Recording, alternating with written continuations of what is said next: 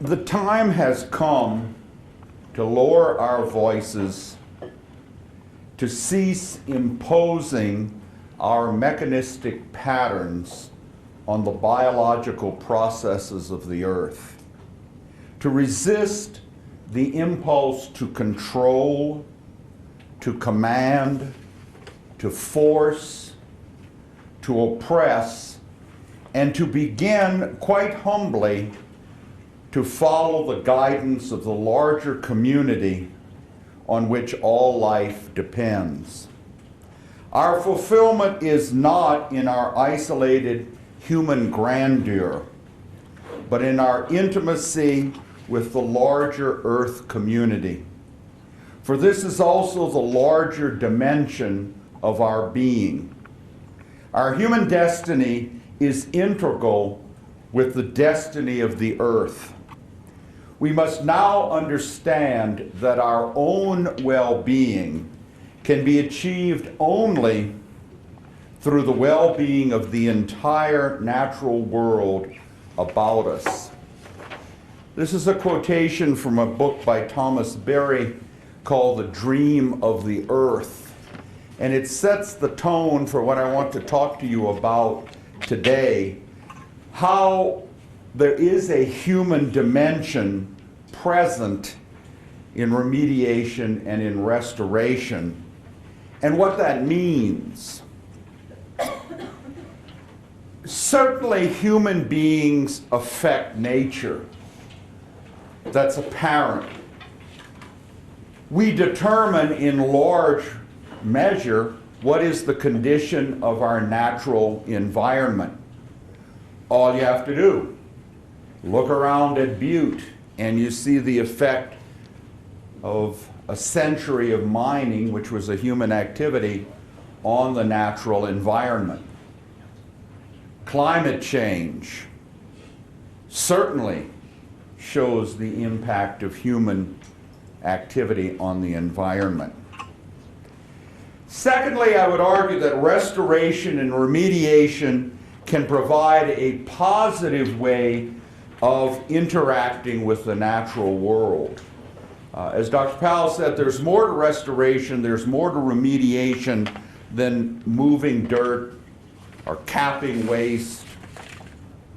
It involves reestablishing in its fundamental essential self a connection with the natural world, which over the course of Western history, we've bifurcated ourselves into human here, human consciousness here, and the natural world out there. But I'll get into that more later. As we know then, much of our activity has harmed nature, and people speak of a debt that we owe to the natural world, to repair it, to remediate it, to restore it. Fourth, in a utilitarian sense, restoration and remediation activities will not be successful if we do not recognize the human dimension. I'm going to mention time and again in this presentation that you cannot look at remediation, you cannot look at restoration simply from the perspective of biology or chemistry or physics or hydrogeology or civil engineering. There's much more to it than that. Fifth, our minds are really reflection of our physical environment. Our human consciousness is in large part determined by the physical world in which we live. Consciousness is always consciousness of something. And if we lived on the moon, for example, our consciousness would probably be much different than it is here on Earth. Look at the different forms of consciousness on Earth itself. People who grew up living in a desert tend to have a different mindset than people who lived in a rainforest. You can see that exemplified in history. As I said, consciousness must always be consciousness of something, and every day once you are conscious, you are involved in a natural world, some kind of way. It is for these reasons then that humans are involved in restoration and remediation. And because humans are involved in restoration and remediation, there's certain principles that flow from that, or there's certain propositions that flow from that. First of all, that remediation and restoration is value-laden. You see it, for example, in the debates here in Butte over the Superfund cleanup. You see it in every environmental debate in the country. Values play a large part in the discussion. They are not, those discussions are not laboratory science experiments. Sure, you go to the chemistry lab and you probably don't talk about the moral significance of a chemical reaction. You don't go to the lab, and I don't think the instructor is going to say, today we're going to be studying several moral chemical properties of something, or several moral interactions of chemicals. The periodic table of elements is not a moral chart. But when you start getting into humans making decisions that impact the world outside of themselves, values are going to enter in. So you cannot realistically maintain that, well, remediation and restoration should be value-free. Second, it's also context-driven. Restoration and remediation occur in a human cultural context, political context, economic context. Language provides a context. You're going to spend, you have spent, will spend a lot of time talking about remediation and restoration, I assume. A lot of words will be said. Well, that language is value-laden. I was thinking of the word resilience. We talk about how resilient is the natural environment. But originally, resilience came from engineering, from static and dynamics. It has been given a value connotation when it's related to restoration and remediation. And so it has a value component. And so restoration, remediation do not occur in a vacuum. A third thing is that it is prone to be immersed in disagreement and compromise. Disagreement on all sorts of levels, and then eventually compromise on what will be done. Any remediation activity is going to have a lot of compromise involved in it. Failure to compromise probably means it'll fail and never get off the ground. And finally, because humans are involved in remediation and restoration, it is experiential. And part of the problem, we no longer see any mystery in nature. We no longer see any sublimity in nature. In a sense, we have penetrated the sublime nature of nature, the sublime darkness of nature, by devastating it. It's like a little kid that you give them something, and a lot of times they immediately want to break it. Our experience of nature is, well, it's something to be used, it's something to be exploited. And I'll get into that in greater detail.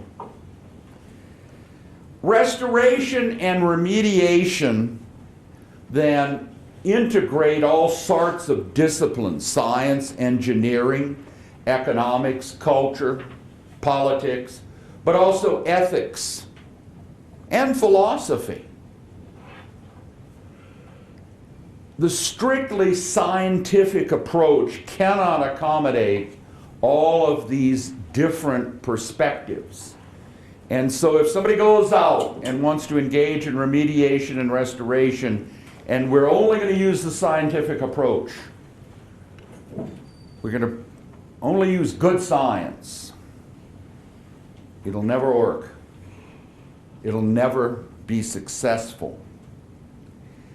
And the concepts of restoration and remediation are intrinsically grounded in a value or ethical sense.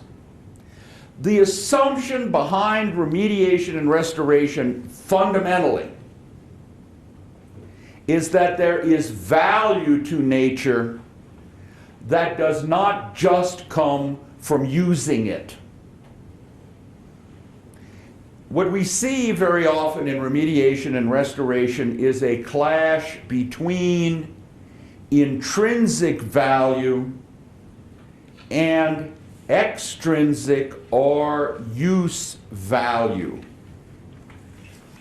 It is that clash that often is at the heart of any discussion of remediation and restoration. And I want to talk about that idea in a little bit greater detail, what I mean by intrinsic versus extrinsic value. Extrinsic value could be summarized as value that is grounded in a conception of use. How useful is it? Looking at a forest, for example, well, it's useful for lumber or timber. It may be useful, the rainforest, as a source of medication, as a source of drugs that human beings can use. It's a utility function.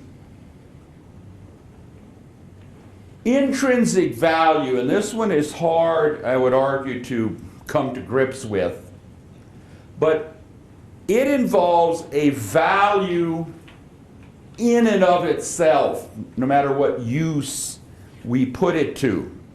For example, we can talk about an intrinsic value to human beings.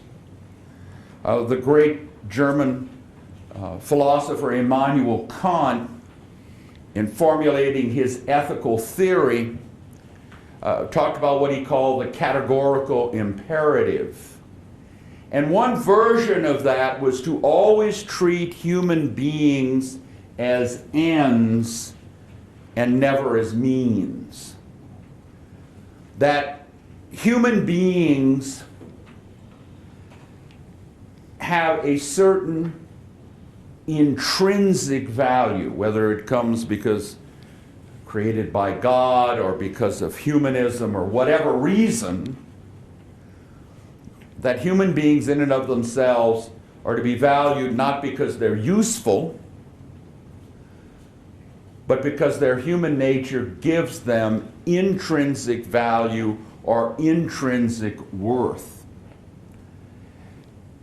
Remediation and restoration, I would argue, at least at the fundamental core, have to have that dimension that the natural world has some value apart from how we use it. Biodiversity of species. Sure, there may be some utilitarian value to that, but there's also an intrinsic value to biodiversity that really has no reference to the value of different species to human beings. that there is more to biodiversity than just simply producing new seed corn or new medicine for human use. I'm not saying that the utilitarian function is a bad thing, but I'm saying that we have to go beyond that if we're going to truly practice remediation and restoration. And of course, sometimes values are hard to define. I use the example of the word resilience. We talk very often about justice. Well, that's a very broad concept, like environmental justice, or species justice, or earth justice, an advocacy group in the country today.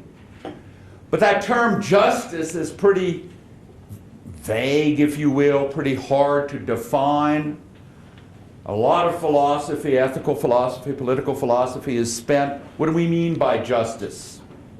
Sometimes it's defined as the will of the stronger, the might makes right idea. Sometimes it's seen in terms of balance and harmony. Sometimes it's seen in terms of rendering to each person his or her due.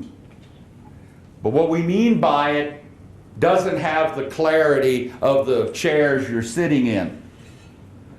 It's more ethereal. But it penetrates any discussion of remediation and restoration.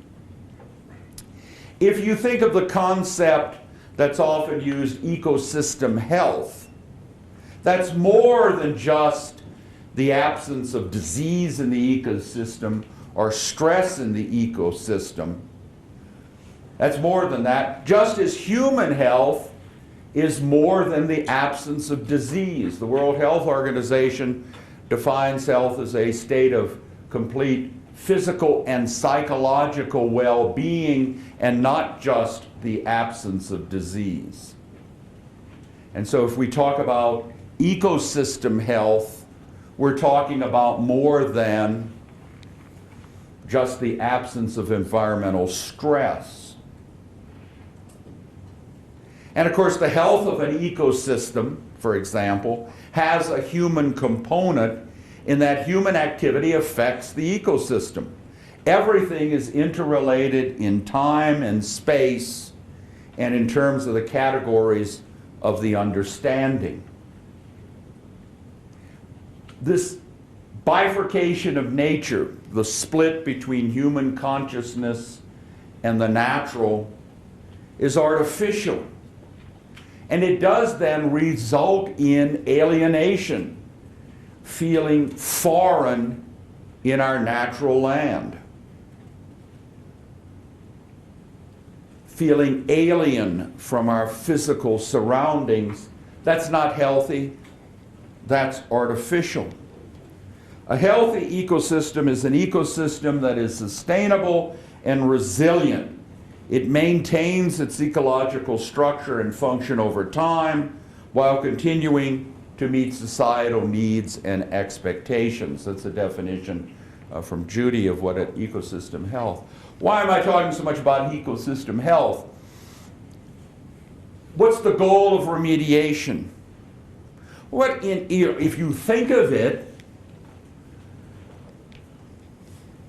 what's the root term in remediation is remedy. What does it mean to remediate or to remedy a problem?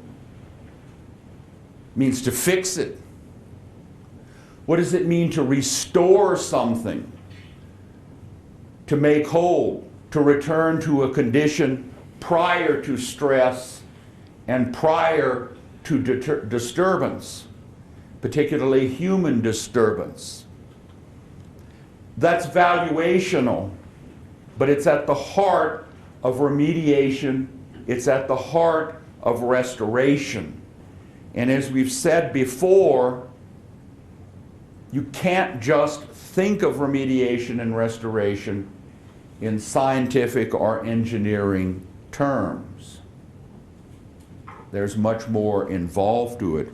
Well, why do we have the problems that we have today in terms of this split, this bifurcation, this alienation from nature that we experience. And there are a number of reasons I want to share with you. One is Western culture and intellectual tradition. Every revolution, such as the scientific revolution, the industrial revolution, the technological revolution, has devastated the environment. The institution, which was revolutionary, of private property, whereby people said, this is mine and not yours, had tremendous effect on the environment. The rise of the nation state as a political entity affected the environment. The nation state could not have occurred without the development of sedentary agriculture, which had tremendous impact on the environment. Our technology has penetrated and invaded every phase of human life. And the history of ideas in the West demonstrates that we are increasingly separating the world of human consciousness from the natural world. There is bipolarity in our thinking. And we need to understand, if we're really going to be good remediators and restorers, that the physical world is more than something to exploit and to consume. And this exploitative attitude toward the natural world has a long intellectual tradition in the West. For example, in the 17th century, Francis Bacon argued that knowledge was useful because it gave us power to control nature. The French philosopher René Descartes argued that people must become, to quote Descartes, the lords and masters of nature. For Isaac Newton, nature was essentially to be viewed in mechanistic terms and as existing solely for human use. And historically, not just in terms of our relationship with nature, but historically, whatever human beings have dominated, they have ultimately destroyed, they have certainly damaged. There is a logic to power and domination and control that is not beneficial to that which is being dominated or controlled. That relationship usually ends up being harmful to the entity that has less power. Another, perhaps controversial, perhaps not, I don't know, cause of this bifurcation that we are experiencing is Western religion. Traditionally, the Christian religions have interpreted the admonition in Genesis, be fruitful and multiply and replenish the earth and subdue it and have dominion over the earth, as proclaiming that the world exists solely for our human use and exploitation. Traditional Christianity has taught that human beings alone are created in God's image, and consequently, human beings are the only entities that have intrinsic worth. In addition, emphasis came to be placed on scripture and verbal, rational traditions as the source of revelation instead of nature and intuition. I mean, certainly there were revolts to this, but it tended to be somewhat without or outside of the religious tradition of the West. The transcendentalist in the United States, the Romantic poets and the Romantic movement in 19th century Europe didn't have a strong religious component. But the notion developed that we are removed from nature because we have a special covenant with God, and our destiny and calling is toward heaven, and our time on earth was simply a period of trial and tribulation of no intrinsic worth. It was a way station. The human being was seen as superior to the created world and as justified in exploiting creation for our own ends. And our Western religious tradition, which, even if you're not religious yourself, is an important factor in Western history. Our Western religious traditions have been so occupied with the redemptive healing, with the remediation and restoration of a flawed person and a flawed human world, that Western religion tends to ignore the natural created world. Science deals with the natural world, and there has always, if you look at Western history, been, to put it mildly, a tension between science and religion. They're in different worlds. Religion has often been very skeptical, wary of, uncomfortable with science. And that's where you worry about the natural world. Religion deals with the spiritual world. We speak of redemption, for example, of the human soul. And so seeing the divine as transcendent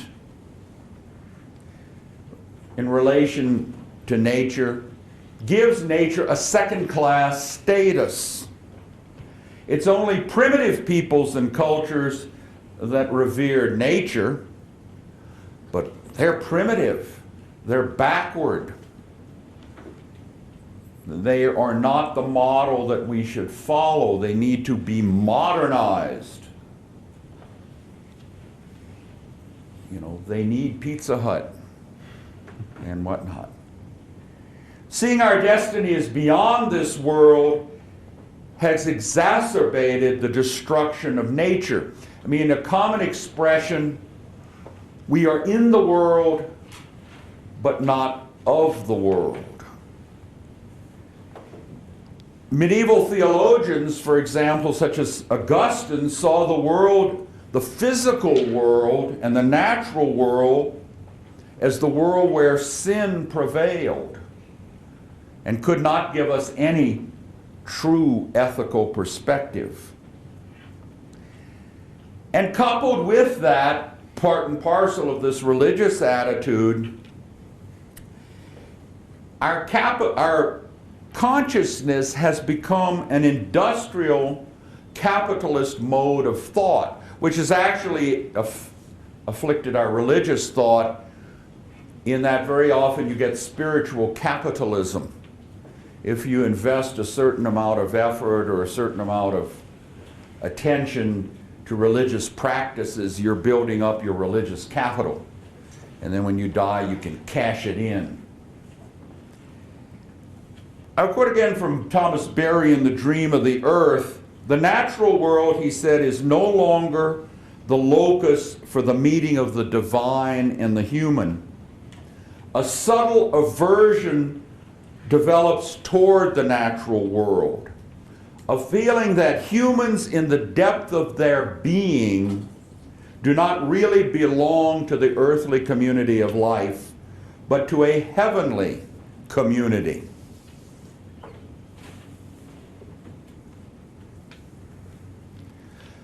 John Muir said, though, that echoing this view in his John of the Mountains, the unpublished journals of John Muir, that most people are on the world, not in it.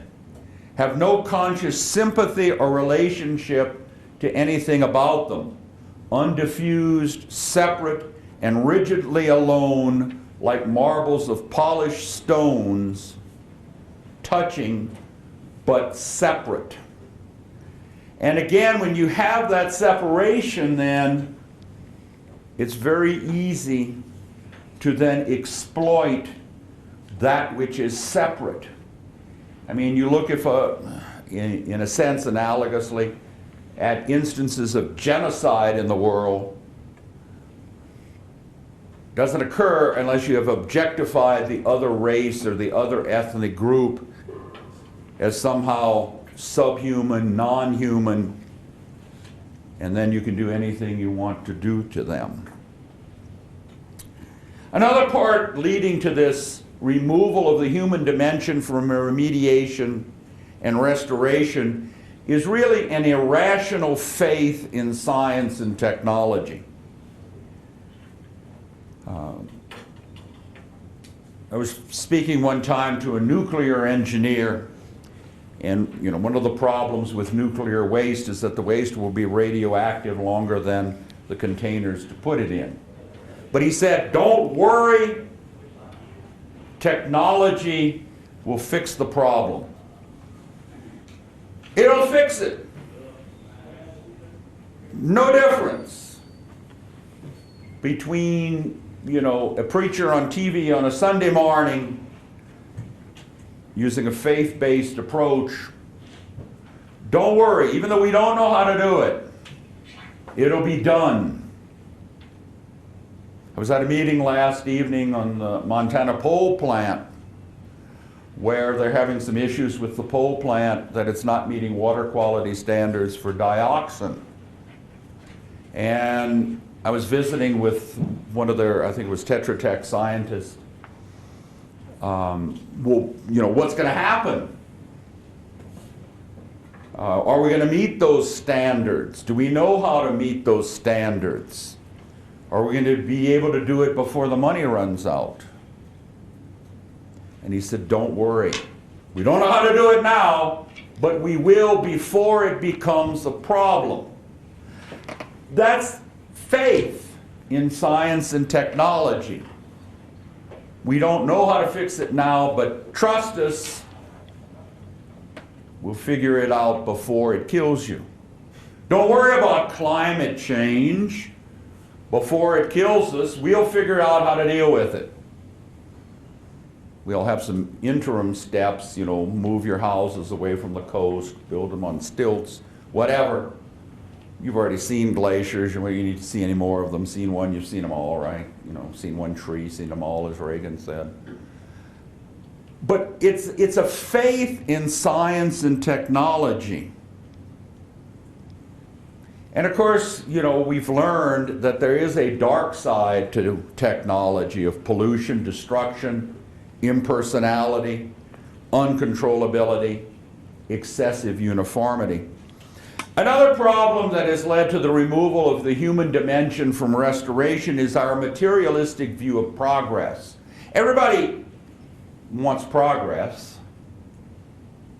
General Electric used to have as its brand, if you will, that General Electric progress is our most important product. But our belief in science and technology has led us to this material view of technology or of progress that more is better. And even too much is never enough. A few years ago, there was a Walmart commercial where the husband was saying to the wife, let's declutter our house, let's get rid of this stuff so we can go to Walmart and get more stuff.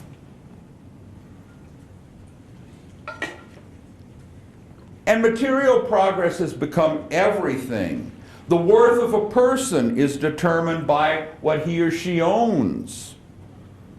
Greed is good. Greed is justifiable. It doesn't matter. Quantity itself has become a value and a goal. Oswald Spengler, the German historicist, said that Western society was engaged in the fruitless project of trying to conquer time and space itself through technological mastery. For Spengler, modern Western men and women conceived of themselves as living in a space, he put it, of boundless extent, our whole culture expressing a Faustian urge to reach out and fill everything with activity, motion. But then, of course, as we know, in the process of this activity, nature has become exhausted, and the natural world sacrificed to the urge to dominate and control. Cecil Rhodes, the founder of Rhodesia, Rhodes Scholarships are named after him. I shouldn't say the founder of Rhodesia. He actually stole it from everybody, the Africans and the British. But he said, expansion is everything. Another problem that leads to a diminishing of the human dimension in restoration is our rampant individualism. Our country has experienced and still experienced an emphasis on individualism and selfishness to the extreme of neglecting the public welfare. What's in it for me? Garrett Hardin in Man and the Environment has referred to this neglect as the tragedy of the commons. During the Middle Ages, the commons was an area of ground in the village that belonged to no one individual but existed for the good of the village and was to be used for the common good, with all the villagers having a responsibility and obligation to protect and nurture this area. Today, the commons could be considered the world's environment, the world's resources, but people no longer have a sense of common responsibility to protect these for all the citizens of the global village and for future generations. Another reason for removing the human dimension, if you will, from restoration and remediation, the final one I've mentioned, is our view of leisure. People like or pursue leisure time. But in our modern Western culture, leisure time is considered consumptive time. We're unable to use our leisure unless we are consuming something or using something. Some people, I'm sure it doesn't apply to anybody here, are addicted to their cell phones, addicted to texting, addicted to checking their emails or Facebook or seeing if anybody likes them for the last 2 seconds. We have to be doing something. We've lost the notion that actually existed in ancient Greece, for example, that leisure time should be a period for personal growth and personal renewal and personal development, and a time to enjoy the aesthetic qualities of life. But our efforts to conquer time and space that Spengler talked about spill over into our leisure pursuits, and leisure often becomes another form to exploit nature. If you look at a lot of the, quote, leisure ads, involved in that is activity, and usually it is not activity respecting nature. I went through all of these because these factors of culture and consciousness have conditioned how we view the human dimension in terms of restoration and remediation. And I want to leave you with a quotation from Lord Byron, the 19th century British poet, in Childe Harold's Pilgrimage, that sort of provides a call to a return to a more gentle, a more sympathetic, a more empathic view of how we relate to nature. He said, there is a pleasure in the pathless woods. There is a rapture on the lonely shore. There is society where none intrudes by the deep sea, and music in its roar. I love not man the less, he said, but nature more. From these are interviews in which I steal from all I may be or have been before, to mingle with the universe and feel what I can ne'er express, yet cannot all conceal.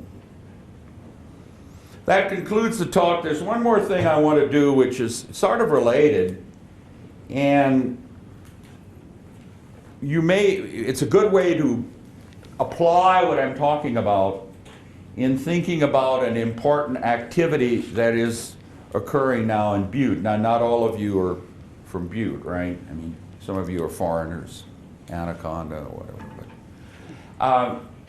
But, recently, there's been announced that EPA has reached a consent decree to clean up what they call priority soils, which is essentially uptown Butte. I mean, one of the interesting things about the whole notion of Superfund is ecosystems are broken into what they call operable units. And sometimes the relationship between the operable units is unclear, and the fact, why is this an operable unit, has nothing to do with an ecosystem. But then look at Yellowstone. Yellowstone National Park is a subset of the Yellowstone ecosystem, but for political reasons, we have what we have. But anyway, I want to this is a document that was prepared, and I want to send it around to you for two reasons. One, it's an important public issue. But secondly, I would ask you to read through this because it summarizes what's going to be done. And hopefully remembering some of what I said, sort of ask yourself, well, where in this plan do you see the human dimension of remediation and restoration as I was talking about it? To read it differently than an engineer would read it, or a hydrogeologist or a biologist would read it, or an economist would read it. But look at it as a human being would read it. And, I have my personal opinion, which I can share with you outside of this talk of what's here. But what I'm calling upon you to do, sort of as an exercise, not just an academic exercise, but an exercise in citizenship, get involved, read it, and think about it. And I would ask you to think about it in terms of this human dimension that I was talking about. So I'll ask for a volunteer. Who wants to volunteer? You want to volunteer? Oh, that's good. And distribute one of these to each person. So I'll leave you with one more quotation from William Blake. He said, "The tree which moves some to tears of joy in the eyes of others, only a green thing that stands in the way. Some see nature all ridicule and deformity, and some scarce see nature at all. But to the eyes of the man of imagination, nature is imagination itself." Restoration and remediation are imaginative activities. And so hopefully as you study remediation, feel free to imagine. Thank you.